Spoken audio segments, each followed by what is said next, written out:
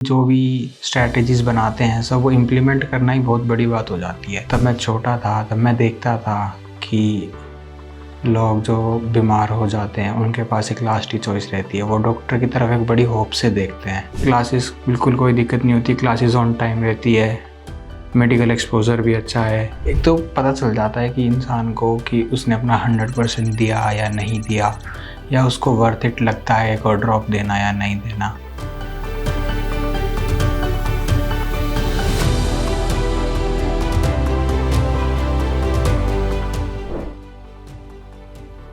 मेरा नाम मयंक है, मैं गुड़गांव रहता हूँ और मैं पस्कोव स्टेट यूनिवर्सिटी रशिया जा रहा हूँ।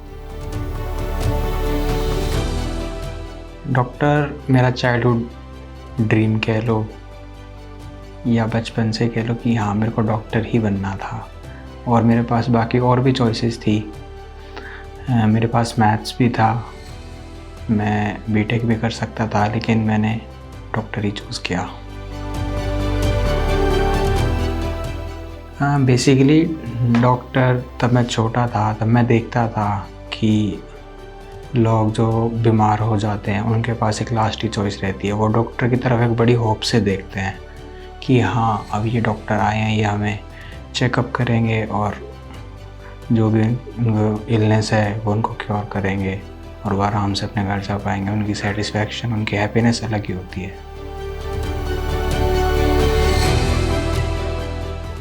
नीट के मैंने टोटल 2 अटैम्प्ट दिए हैं, एक 12th अपेयरिंग और एक फर्स्ट ड्रॉप। एक तो पता चल जाता है कि इंसान को कि उसने अपना 100% दिया या नहीं दिया, या उसको वर्थ इट लगता है एक और ड्रॉप देना या नहीं देना। तो बेसिकली मैंने अपना 100% दिया था फर्स्ट ड्रॉप में, और यूँ है कि उस टाइम उस ईयर में थोड़ा पैटर्न भी चेंज हो गया था अचानक से फिज़िक्स पोर्शन का, तो इसीलिए मैंने ड्रॉप लेना नहीं सोचा। और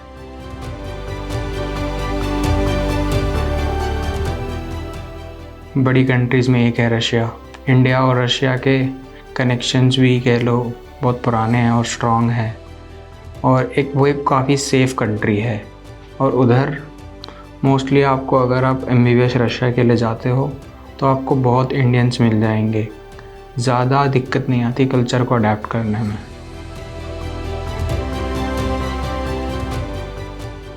पस्कोव का मैंने इसीलिए चूज़ किया क्योंकि उधर का एनवायरनमेंट बहुत अच्छा है, वो एक सेफ़ कंट्री भी है, सेफ़ स्टेट भी है सॉरी। और मैंने 1-2 यूनिवर्सिटीज़ ट्राई भी करी थी, और उधर जो बच्चे पहले से पढ़ रहे हैं उनसे मैंने रिव्यू भी लिया था, और उनसे मैंने कंसल्ट भी किया था कि पस्कोव स्टेट यूनिवर्सिटी कैसी रहेगी। उन्होंने उसके रिव्यूज़ बहुत ही पॉजिटिव आए और अच्छे रिव्यूज़ आए, इसीलिए मैंने पस्कोव स्टेट यूनिवर्सिटी को चूज़ किया। एक तो क्लासेस बिल्कुल कोई दिक्कत नहीं होती, क्लासेस ऑन टाइम रहती है, मेडिकल एक्सपोजर भी अच्छा है, और ग्लोबली ग्लोबली वैल्यू भी बहुत ज़्यादा है उधर से, अच्छी है उधर से।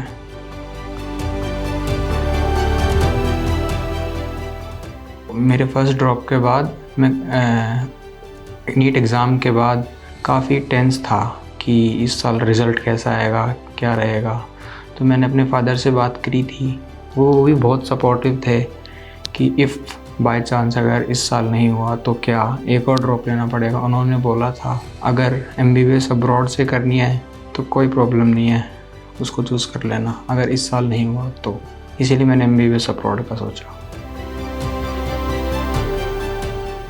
बेसिकली जो भी स्ट्रैटेजीज़ बनाते हैं सब वो इम्प्लीमेंट करना ही बहुत बड़ी बात हो जाती है।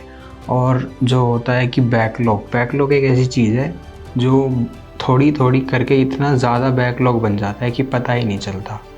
और यूँ है कि अपना डेली का काम डेली क्लियर करते रहोगे, बीच बीच में रिवीजन करते रहोगे संडेज़ टाइम निकाल के, तो ठीक रहता है। अपना फर्स्ट ड्रॉप में ये रखो कि हाँ इस साल ड्रॉप लिया है तो अपना 100% देना है, और यूँ मत सोचो कि हाँ अगर ये नहीं हुआ तो अगली बार कर लेंगे, ये नहीं हुआ तो कुछ और कर लेंगे।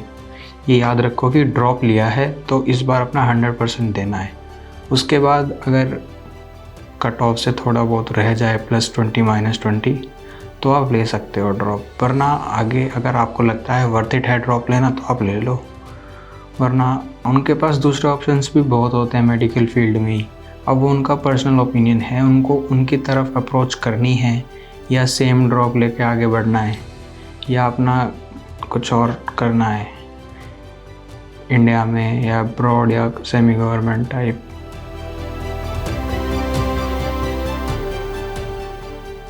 रूस एजुकेशन को बेसिकली मुझे अपने फ्रेंड से पता चला था। उसका कज़न रशिया ही गया हुआ है MBBS करने। उसने मेरे को बताया कि उसका काम कितनी स्मूथली हो गया था, उन्होंने उसकी कितनी हेल्प करी थी, इसलिए मैंने रूस एजुकेशन को प्रेफर किया अपनी कंसल्टेंसी के लिए। मेरी काउंसलर थी रुचि मैम। उनके साथ यूँ मान लो कि कोई भी क्वेरी होती मैं उनके पास कभी भी कॉल कर लेता था, वो मेरी क्वेरी 100% रिजॉल्व करती थी। प्रोसेस एकदम स्मूथ था। एडमिशन यूनिवर्सिटी में अप्लाई करने से एडमिशन लेटर आने तक, फ़ी पेमेंट, जितनी भी चीज़ें थी, डिपार्चर, टिकट्स, एक्सप्लेनेशन सब दिया उन्होंने। My experience was very good.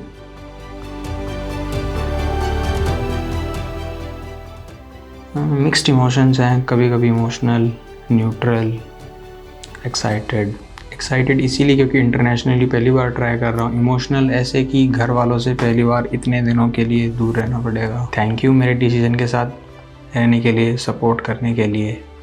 बाकी तो कॉल पे बात करते रहेंगे हम।